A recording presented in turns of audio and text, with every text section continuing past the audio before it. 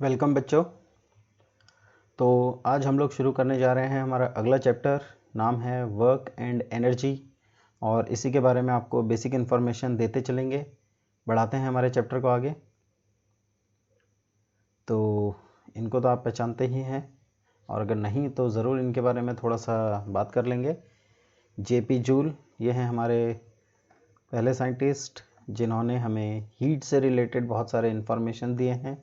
Joule law of heating effect के नाम पर एक बहुत ही कॉमन और बहुत ही फेमस रूल है इनका दिया हुआ। जेम्स वाट, इनके बारे में सब जानते ही हैं। हीट इंजन का कॉन्सेप्ट और हीट एनर्जी के बारे में बताने वाले साइंटिस्ट रहे हैं, स्पेशली फिजिसिस्ट। और बढ़ाएं अगर इसके कॉन्सेप्ट को आगे कि इसमें चैप्टर में हमें क्या क्या पढ़ना है, तो देख लेते हैं। तो हमारे पास जो चीज़ें हैं पढ़ने के लिए वो हैं work done bye oblique force, यानी कि एंगल पर लगने वाला फोर्स। पॉजिटिव, ज़ीरो और नेगेटिव वर्क डन का कॉन्सेप्ट होगा।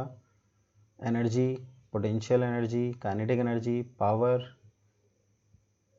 Transformation of energy, law of conservation of energy, और थोड़ा सा पेंडुलम का कॉन्सेप्ट हम देखेंगे। तो शुरू करते हैं यही सब।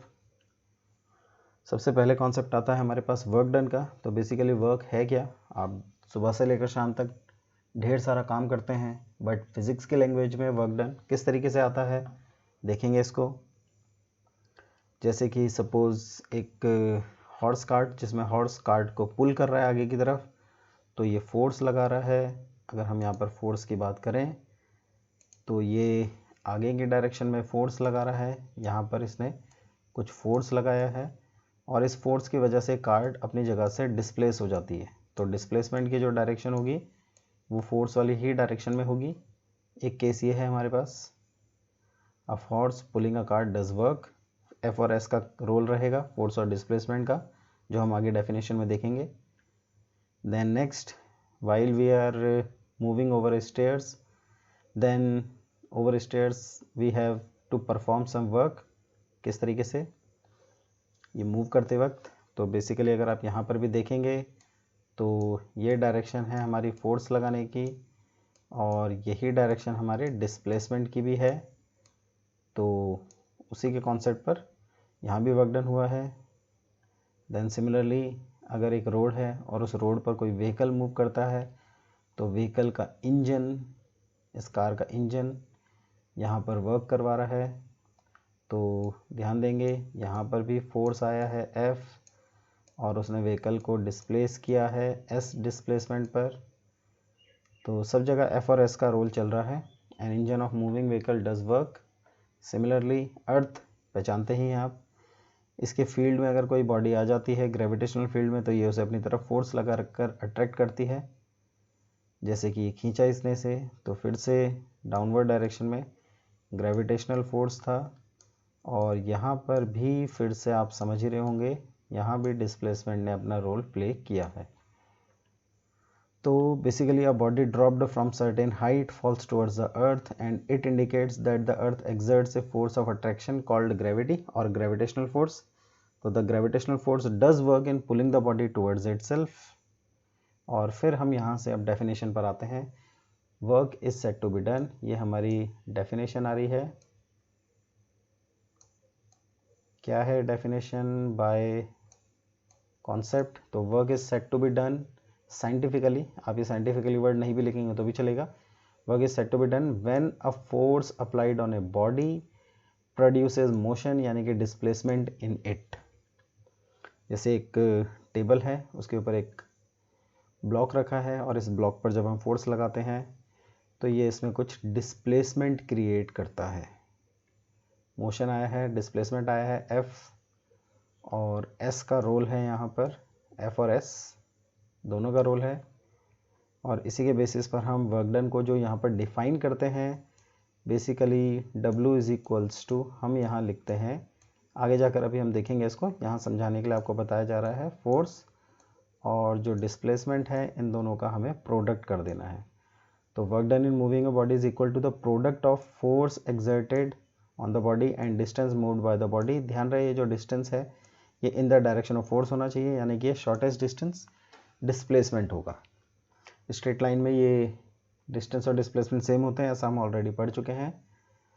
और अगर आप कहना चाहते हैं तो ये भी कह सकते हैं work done in moving a body is equal to the product of force exerted and displacement of the body.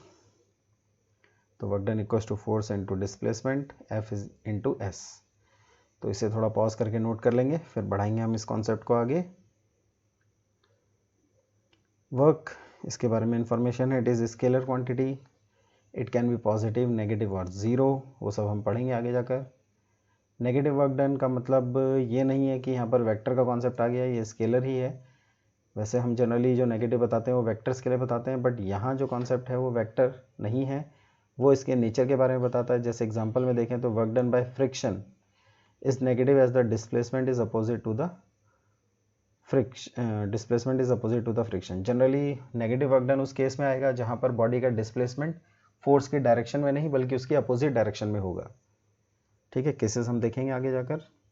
ऐसा यूनिट है जूल, कैपिटल जे से डिनोट करते हैं, और वैल्यू अगर हम लिखना चाहें तो 1 जूल 1 न्यूटन इंटू 1 मीटर होता है। यहीं से हम डिफाइन कर सकते हैं, ये इंपॉर्टेंट है, इंपॉर्टेंट यानी कि स्टार, ध्यान रखेंगे। सपोज अगर कोई आपसे कहता है डिफाइन 1 जूल, तो आपको यहाँ से स्टार्ट करना है। 1 joule is the amount of work done when 1 newton of force acting on a body displaces it through a distance of 1 metre. CGS unit की बात करेंगे तो अर्ग, ERG से डिनोट करते हैं। 1 जूल 10 टू द पावर 7 अर्ग, और 1 erg equals to 10 to the power -7 joule होता है। रिलेशंस का ज़रूर ध्यान रखें, और इसको भी पॉज करके आप नोट कर लीजिए। बढ़ाते हैं फिर आगे। तो for work to be done both force and displacement must be there, ये दोनों का होना ज़रूरी है, एक भी मिसिंग होगा तो वर्क डन नहीं होगा। If a force applied on a body does not produce displacement on the body then scientifically it is said that no work is done. कैसे कैसे हो सकते हैं जीरो वर्क डन के केस? एग्जाम्पल्स हैं हमारे पास। जैसे सपोज अगर आप एक बुक को हाथ में लेकर होल्ड करके चल रहे हैं, अगर चलते भी हैं तो भी नहीं, अदरवाइज होल्ड हो रखा है तो भी, देख लेते हैं वर्क डन जो बनेगा यहाँ पर ये W एक्चुअली वेट है बॉडी का, लेकिन बॉडी को हमने डिस्प्लेस नहीं किया। A man holding a book in his hand in stationary position does not do any work since the weight of the book acting on him does not produce any displacement। ठीक है, pause करके note करेंगे, आगे बढ़ते हैं फिर। इसी में एक और एग्जांपल है, अगर कोई पर्सन है जो वॉल को पुश करना चाह रहा है, फोर्स तो लगा है, बट यहाँ देखा जाए तो डिस्प्लेसमेंट की वैल्यू हमें कितनी मिली है, 0, और 0 से किसी को भी मल्टीप्लाई करते हैं, वर्क डन का आंसर 0 बनेगा। यहाँ भी डिस्प्लेसमेंट की बात करेंगे तो 0 है। ठीक है, इसीलिए वर्क डन 0 है ये। बढ़ाते हैं आगे।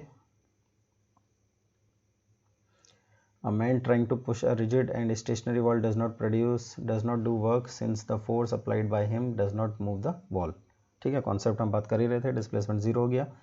इसे आप पॉज करके नोट कर लीजिए, आगे बढ़ते हैं फिर। Work done by an oblique force यानी कि एंगल पर लगा हुआ फोर्स। जैसे सपोज ये एक वेट है हमारे पास, इसको जब हम पुल करेंगे तो ये हवा में थ्रेड की डायरेक्शन में नहीं बल्कि इस डायरेक्शन में मूव करेगा, तो फोर्स का यहाँ एक कंपोनेंट मिलेगा हमें जिसने कुछ सर्टेन एंगल बना रखा है, उसको आप चाहे तो थीटा कह लीजिए।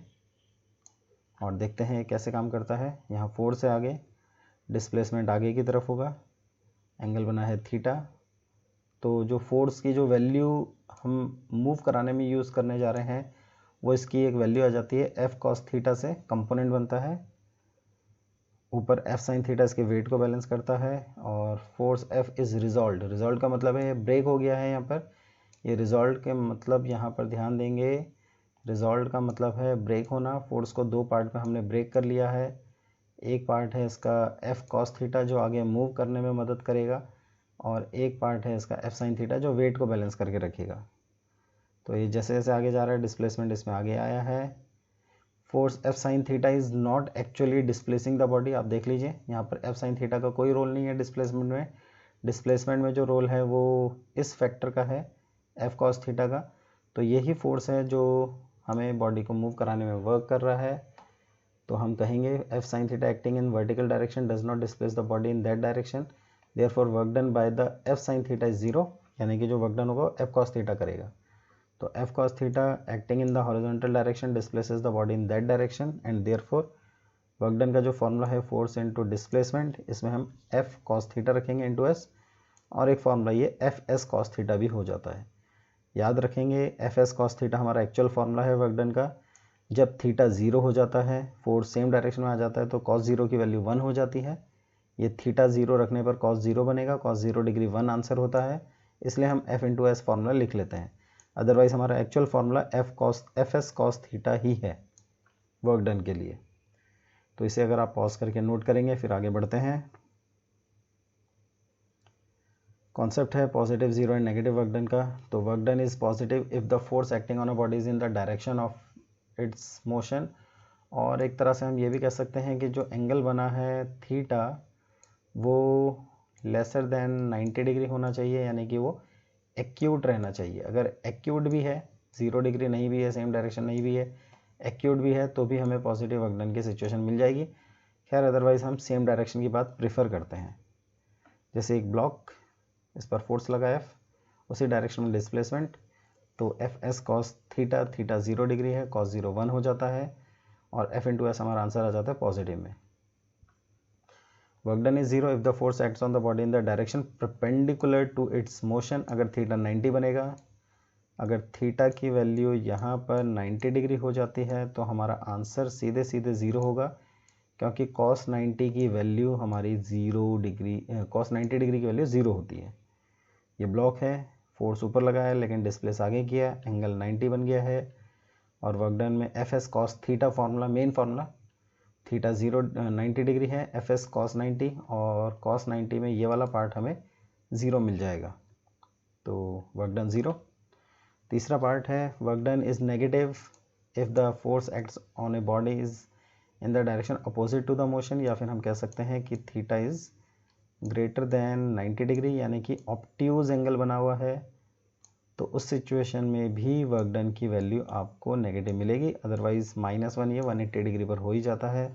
ब्लॉक है, फोर्स पीछे लगा है जैसे कि फ्रिक्शन ने काम किया, डिस्प्लेसमेंट बॉडी का आगे हो गया, तो work done by this force this time, friction वाला फोर्स, ये नेगेटिव दे देगा आंसर।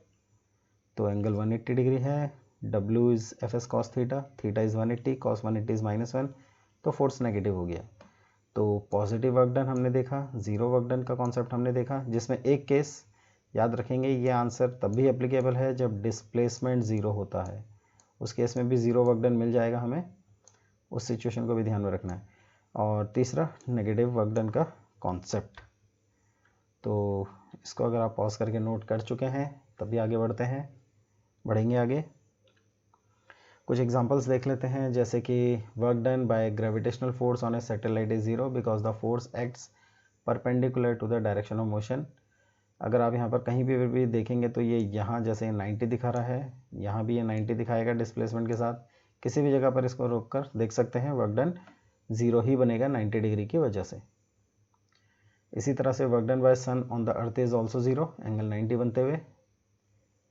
इसी तरह से किसी एक और देख लेते हैं, अगर आपने बॉडी को ऊपर की तरफ थ्रो किया, when we throw a ball vertically upward the work done by our force is positive। ये हमारा कुछ खास केस है, ध्यान देंगे, जब बॉडी ऊपर की तरफ थ्रो की जा रही है तो एक फोर्स हमारा, ये जो फोर्स है ये अप्लाइड फोर्स होगा, this is called applied force,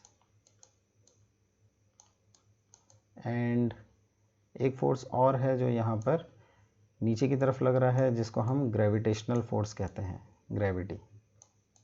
तो ग्रेविटी का फोर्स और अप्लाइड फोर्स दोनों की वजह से वर्क डन का कॉन्सेप्ट आएगा। देखते हैं, जब ऊपर थ्रो किया गया है तो ऊपर जाते वक्त डिस्प्लेसमेंट ऊपर है, अप्लाइड फोर्स भी ऊपर है, तो work done by our force यानी कि applied force is positive, whereas the work done by gravitational force is negative since it acts in the direction opposite to the motion of the ball. लेकिन जब ball नीचे आ रही है उस वक्त हमारे ग्रेविटेशनल फोर्स का वर्क डन पॉजिटिव बन जाएगा। When the ball falls back, the work done by the gravitational force is positive since it acts along the direction of motion of the ball। ठीक है, तो इसे भी पॉज करके note कर लेंगे। बढ़ाते हैं आगे। अब हमारे पास कॉन्सेप्ट आ रहा है एनर्जी का।